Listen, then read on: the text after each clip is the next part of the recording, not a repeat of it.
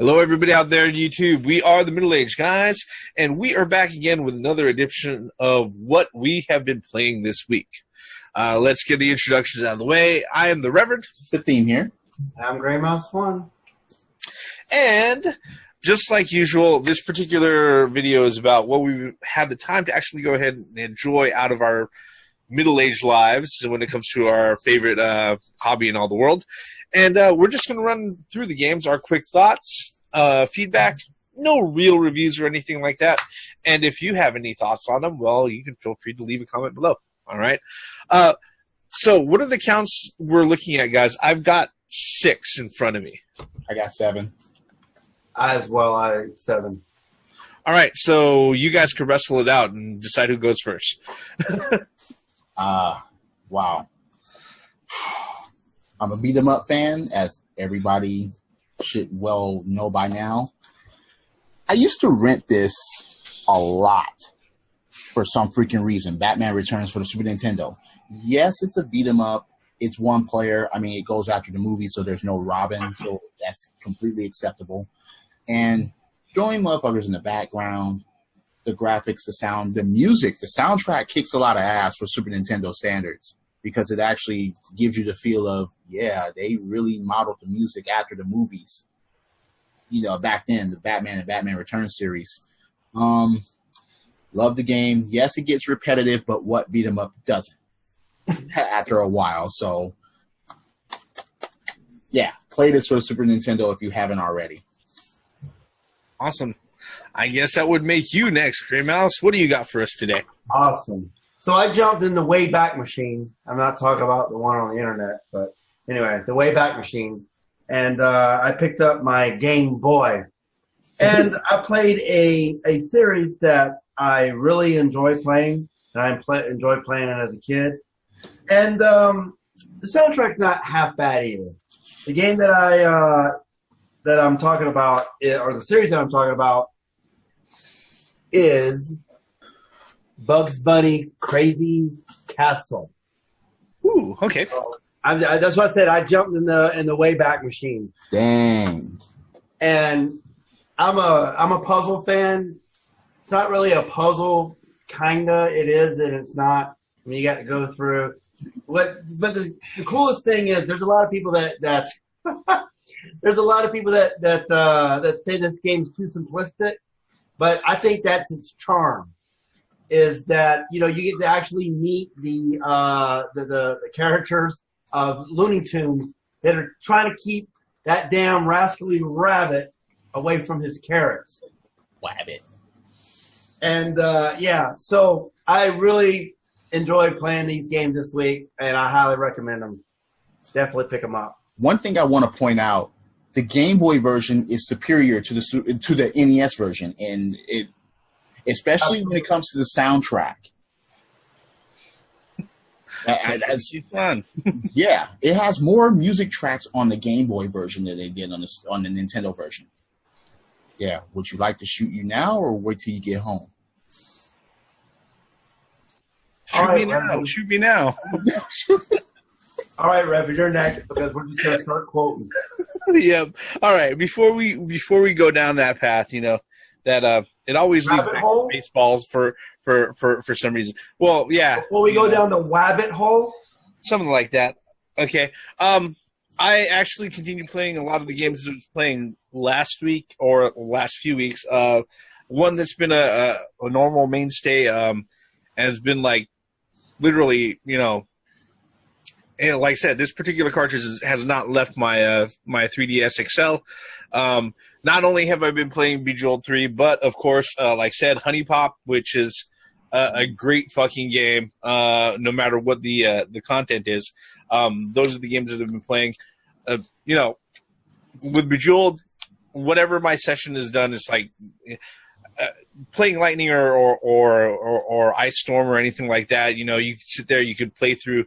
Get a really good gaming session in on the 3DS, excuse me, on the DS, you know, in 3 minutes. And, yeah, that's actually my preferred way of playing it. Unless, well, I don't have, you know, a huge freaking tablet to play it on. That'd probably be fun too. But, yeah, Bejeweled and the other puzzle variants that are like it. That's what I've been continuing to play this week. All right. You can't beat the stylus, man. Yep. Or any sort of touchscreen when it comes to that particular one. Yep. I think we're back to you, Theme. Let's keep the puzzle thing going. Okay. I love puzzle games. You guys just had two of them that I have in my library. And this one, when I first heard about them doing this, I was like, is that going to work? Yes, that's going to work. Puyo Puyo and Tetris. Yep.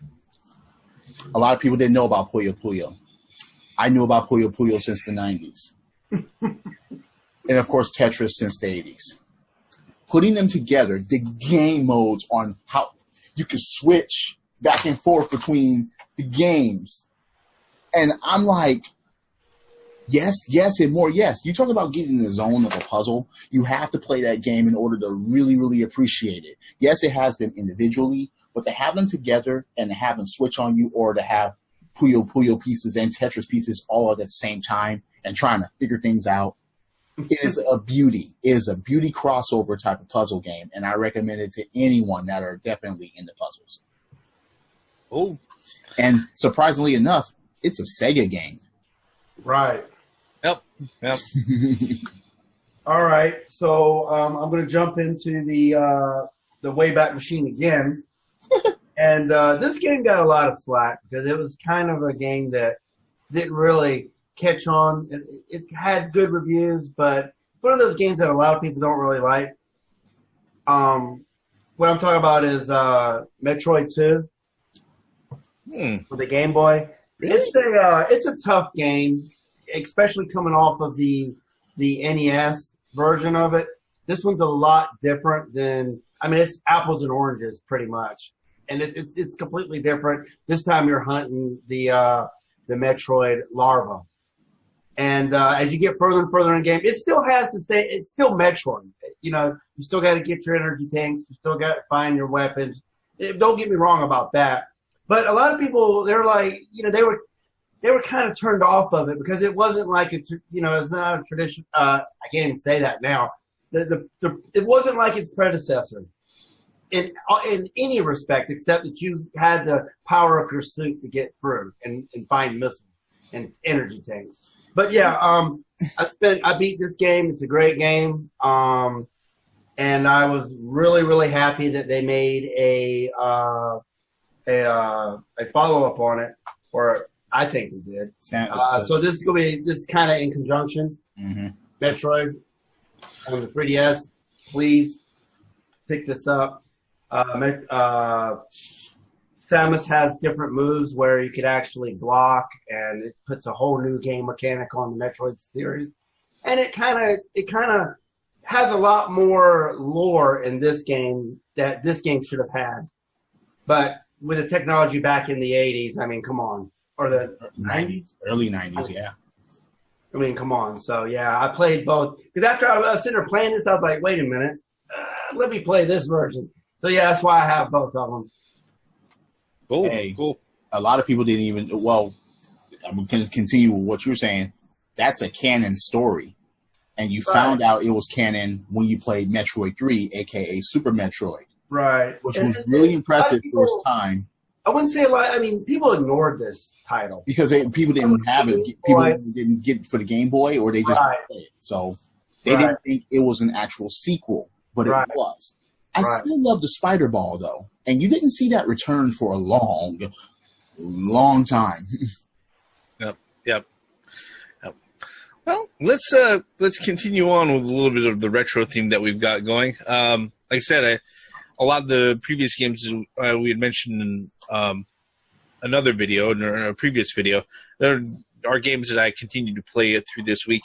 You know, the other one that I went back to go ahead and revisit. All right, and thank God for the hacked SNES Classic with the save states, because it just makes it so much easier to get through. I miss Data East. Yeah, you know, playing through Shadowrun, the SNES version. Right now, the part where I stopped at was that I had just finished getting through Drake's Tower.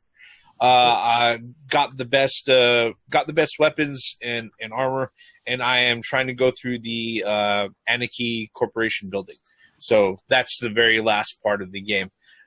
Yeah, great game if you haven't gotten a hold of it.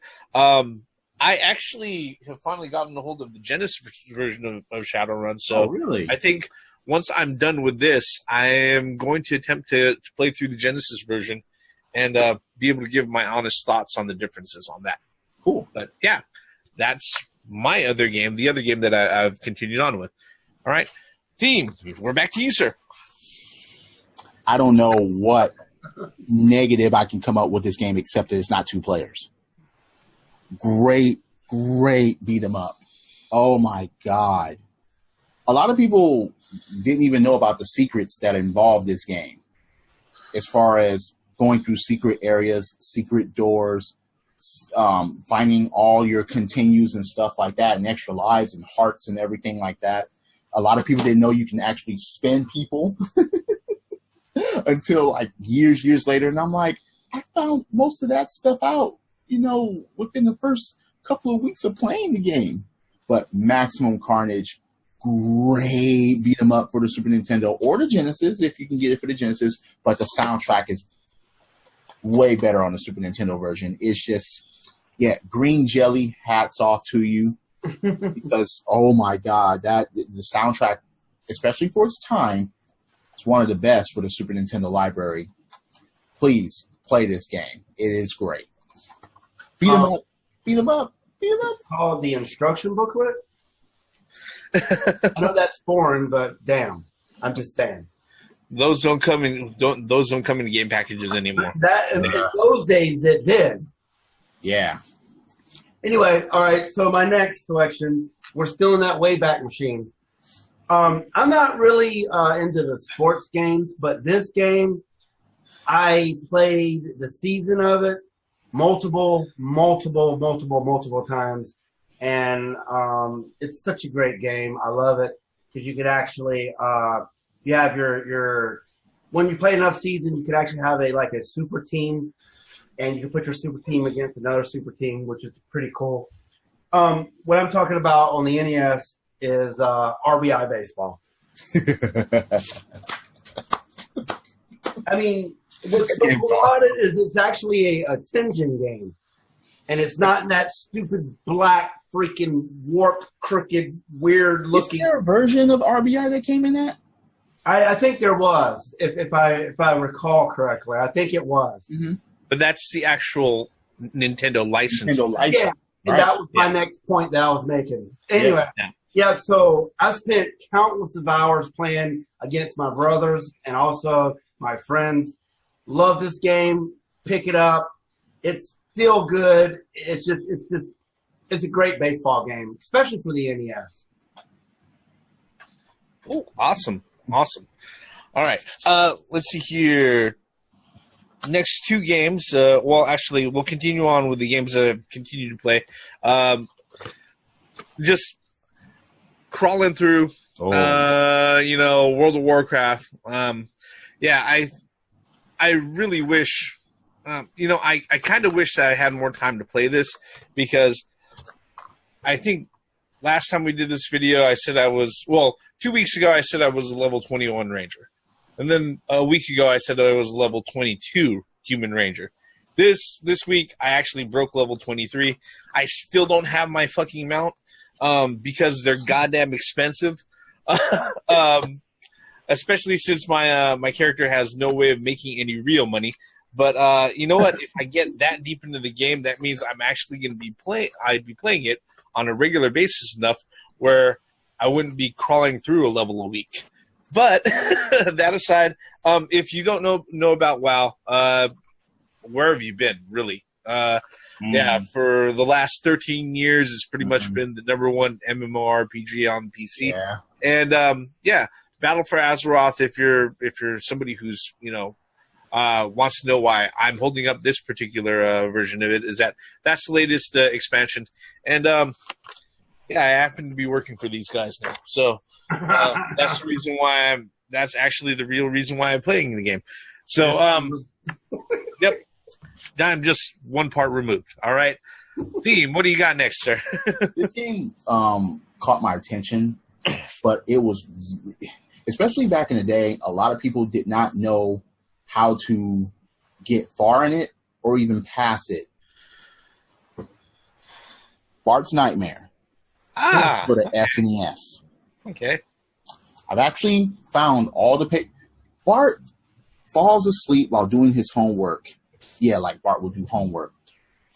And his homework gets like transported into like a dream world. 8 pages.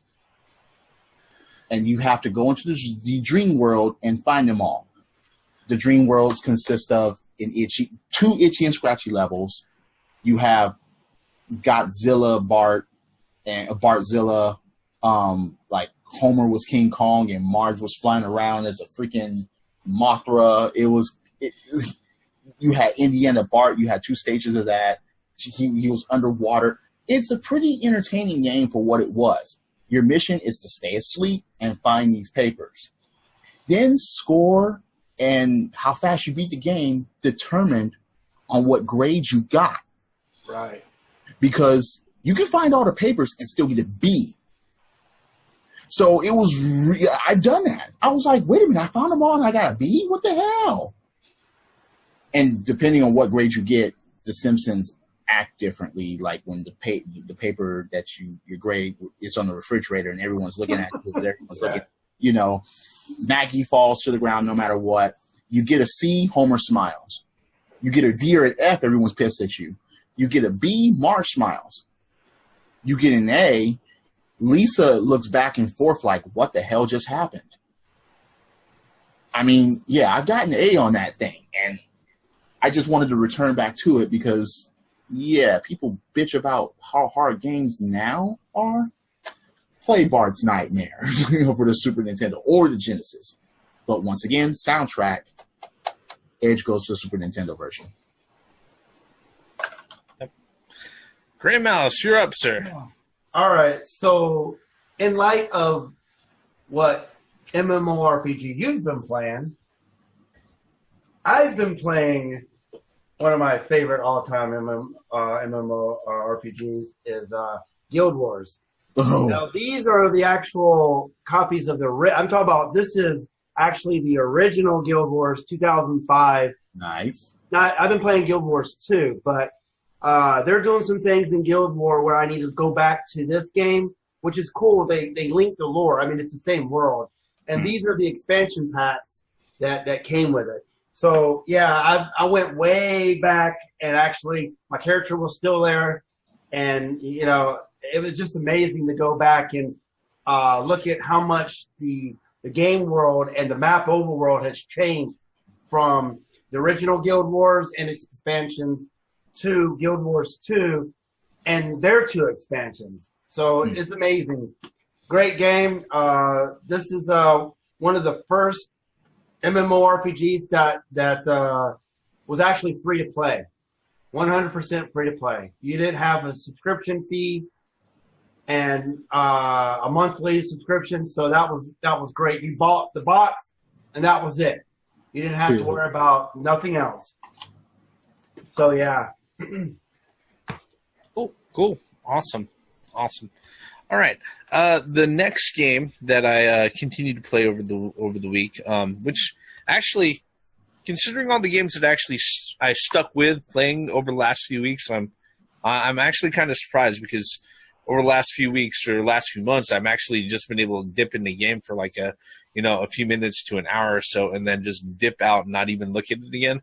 But considering the selection that and the backlog that I have, it's just something that it's an issue that I deal with. All right, but this particular game right here, Kota Princess EX. All right, well, actually, Kota Princess for this on Steam. That's where my longest set of progression and progress within the game is actually on. That's where I'm playing it at. I just shoot. Where did I get through? I've went ahead and I've got some of the extra characters, and this particular week, what I did is that I actually worked through like the first few stages with the extra characters that I found so that I could actually bring them up in level. Because that's one of the great things. If you haven't watched previous videos, this is pretty much a spiritual successor to Guardian Heroes. All right. Even though Guardian Heroes Treasure did bring out Guardian Heroes Advance on the GBA, the folks who were developing it were completely conscious of the fact that it is like Guardian Heroes. They even kind of mentioned it tongue in cheek right there on the back on the cover. Yeah, be one of the 50+ Guardian Heroes. So they know what they're doing here. And if you haven't played Guardian Heroes, unfortunately, I don't even know if the remastered version is still available on Xbox Live Arcade, because that digital version originally came out when on the 360. So it may not even still be there on Xbox Live Arcade. If you haven't played that and you want to see what that was actually like and everything else, the closest thing to it would be Kota Princess. Where if you don't have Kota Princess EX on the Switch, there's also the 3DS version, Kota Princess, and there's also Kota Princess on Steam. So you have lots of ways to go out of your way to actually find it. All right, that's that one. Theme. We are back to you, sir. Okay, look. Once again, I'm a fighting game fan. Now, yeah, there's this. But, however,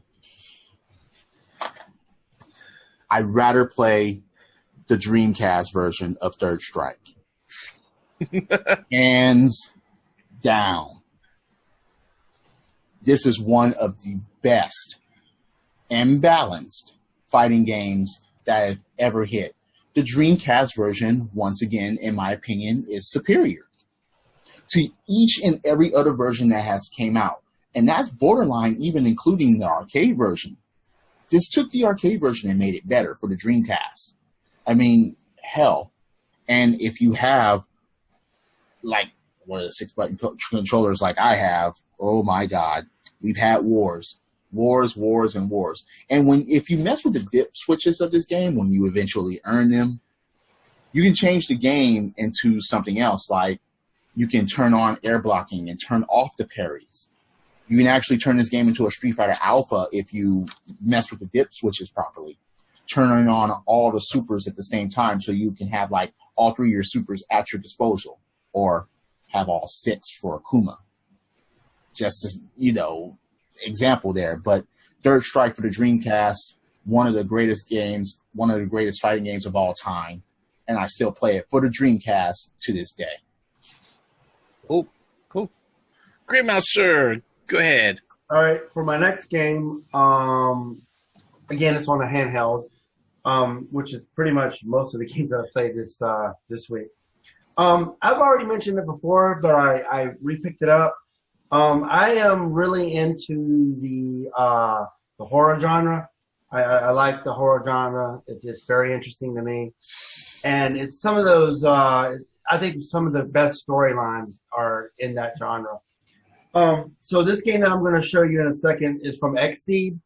And the game that I'm talking about is, of course, Corpse Party. This game is just about has everything that you want in it. In the murder, in a horror flick. It's I don't know how to explain it. It's like a group of girls, classmates, they, one of their classmates is leaving, and so they do a charm called Disacho Ever After, and then they end up doing it, and there's an earthquake, and it warps these high school girls, or these elementary school girls, rather, into a heavenly host elementary school, and it's basically a horror school. And so you got to figure out why their spirit's trapped in that school. And going through the game, the thing is that the game, actually there's a timer on it. If you do too long, you'll be forever trapped inside. And there's a good end and there's bad ends. Sometimes you'll be either hung or buried alive or splattered against the wall or all kinds of stuff. I highly recommend this. It could be a niche title, and I think it is. But if you're a fan of the horror genre for video games, it highly recommend you picking this up. And for those with a weak stomach, this is not the game for you. I'll just go ahead and say it. Cool. All right.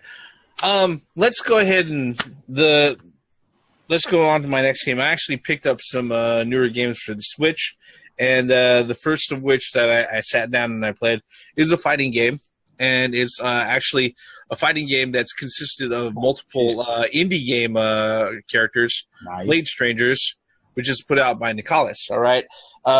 This one has characters from games like Cave Story, Kota Princess, which I had just shown. Let's see here. The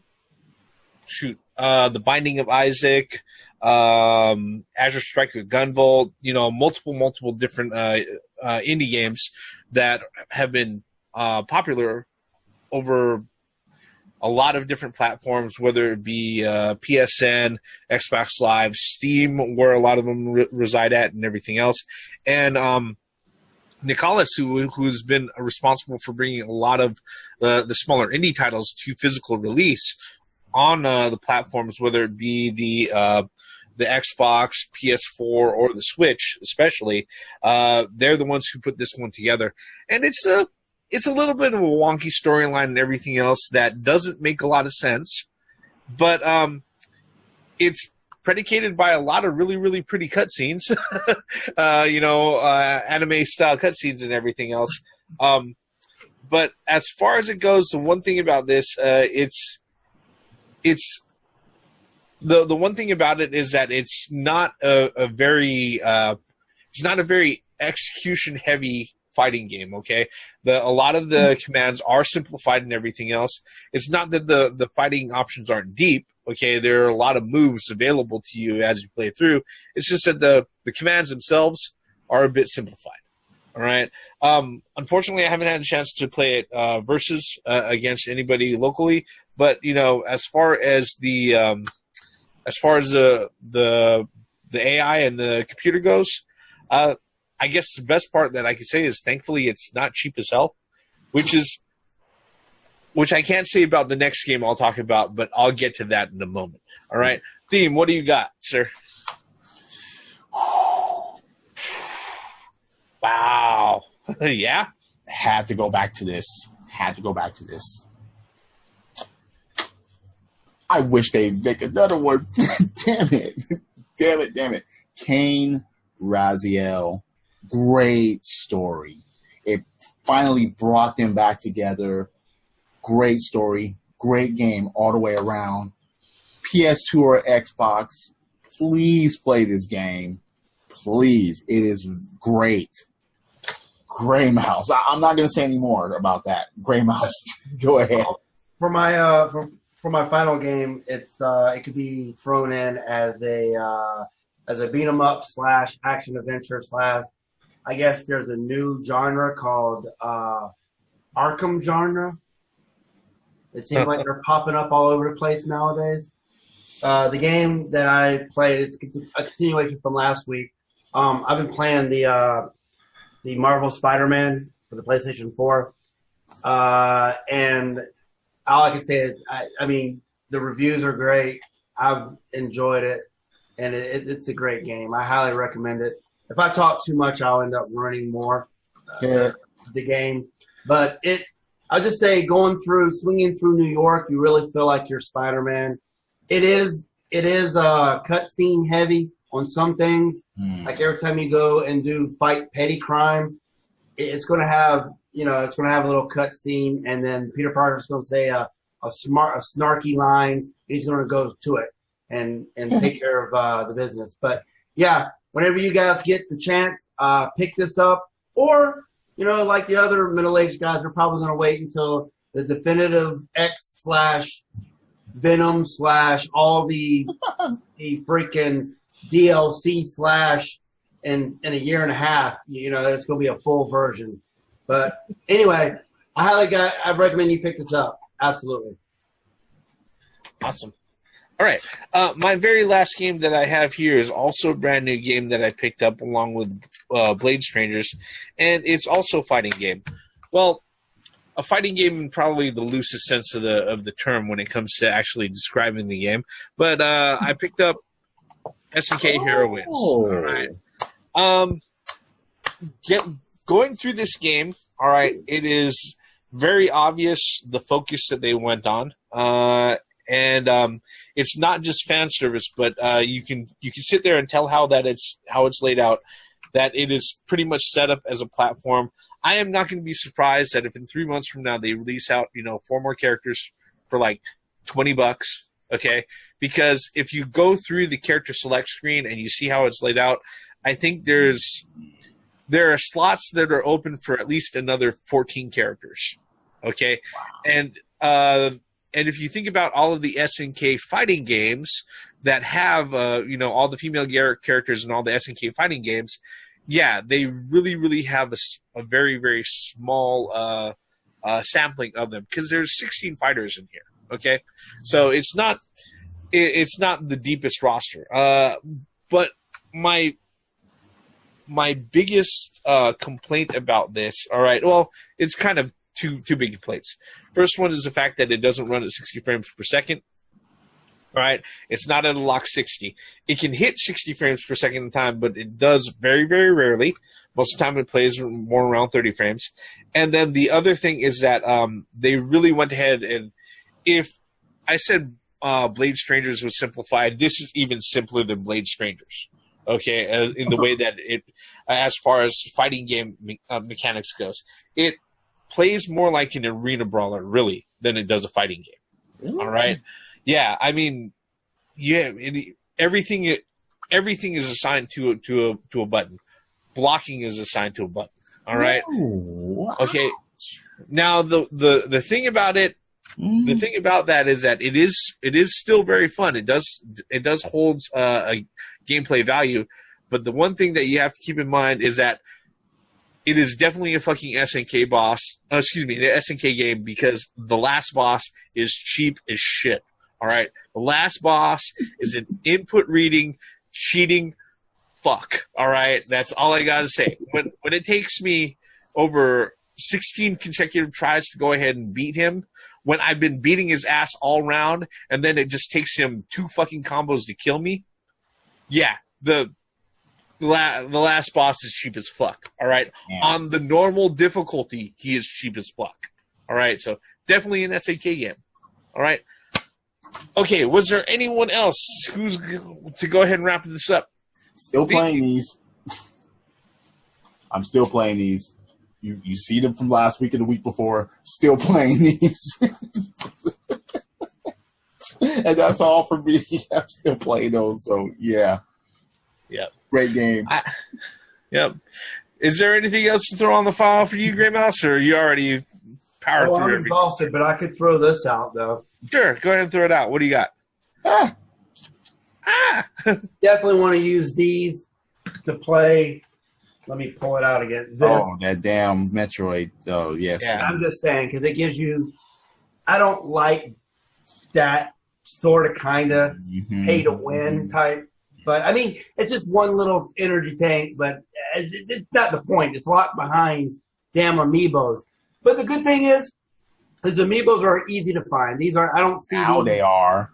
Right. I don't see these being, on eBay or freaking Amazon at almost 100% of the price that they were meant to be. Anyway, that's it. Nintendo is making things easy to find.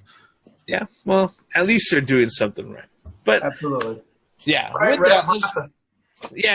that, let's go ahead and wrap this up. That's pretty much what we've been playing this week, folks. We want to know what your thoughts on the games are, or if there's a game you want us to go ahead and take a look at, you can let us know by leaving us a comment below. And like always, if you like the video, we appreciate the like. If you don't like it, you can mark it as a dislike also. That's all fair. Regardless, leave us a comment. And if you really want to stick around, we suggest subscribing, turning on the notifications by clicking on that bell icon, and then you'll know whenever we go ahead and put out another video about what we played in the week or any other type of bullshit that the middle-aged guys go ahead and talk about. With that, our bullshit on all of this comes to an end right here. I'm the Reverend. The theme here, I'm Gray Mouse 1. once again, for the benefits of common sense, logic, and gaming. Credits. Good gaming. Good game. Yep.